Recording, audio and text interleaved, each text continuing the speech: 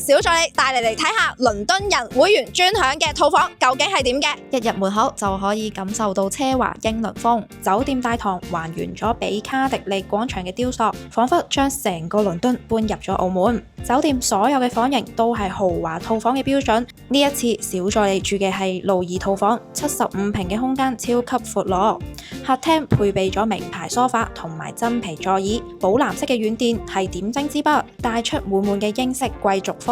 mini bar 包含 soft drink、澳門本地啤酒同埋巴黎水。行入浴室就係梳妝台同埋全身鏡，可以喺呢度 get ready。入面有維多利亞風格嘅浴缸同埋獨立嘅沐浴房，由內到外感受英倫貴族嘅生活。打開呢一道趟門就係一個雙人房，入面嘅落地窗可以飽覽澳門夜景。